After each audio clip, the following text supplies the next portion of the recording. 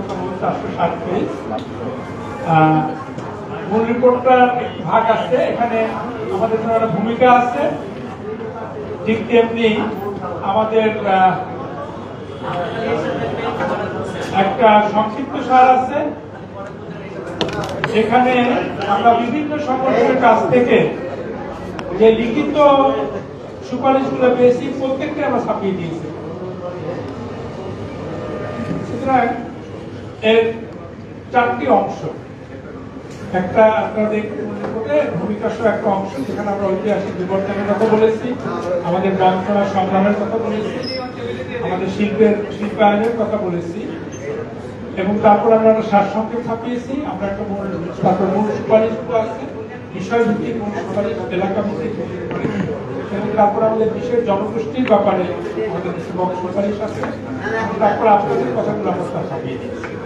আমরা একটা সংক্ষিপ্ত সার করেছি, এখানে সুপারিশগুলো থাকবে এবং কিছু বর্ণনা থাকবে।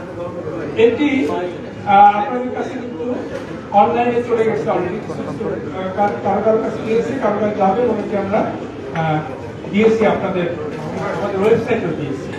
আমরা আজকে আপনাদের কাছে বিতরণ করব আমাদের একটা সারসংক্ষেপ, যেখানে আমরা মূল রিপোর্টের সমগ্র রিপোর্টের যে প্রতিফলনগুলো আমাদের সুপারিশ আছে, সেই সুপারিশগুলো আমরা তুলে এনেছি। 25টা সুপারিশ মূল রিপোর্টের সুপারিশ সঙ্গে আমরা বুঝতে পারিনি, কারণ অবনতি, এবং এর মধ্যে আবার ভাগ ভাগ আছে, কিন্তু এখানকার যে প্রতিফলনগুলো সেগুলো হচ্ছে 25টা সুপারিশ। এই 25টা সুপারিশই আমরা আপনাদেরকে বিলি করবো।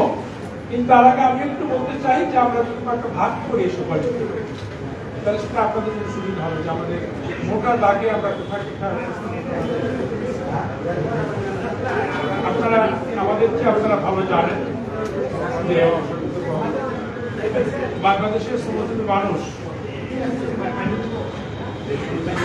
সিন্ধুবাগ মানুষই অরক্ষিত। এটা কি শোনা যাচ্ছে?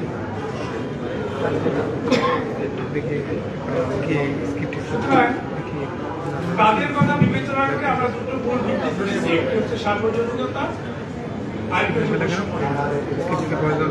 যে যা কিছু হোক ন্যূনতম মানদণ্ড যেন সবার জন্য নিশ্চিত থাকে আইনটা, এবং এই আইন বাস্তবায়নের জন্য প্রাথমিক প্রাতিষ্ঠানিক কাঠামো সংস্কার আমরা চেয়েছি।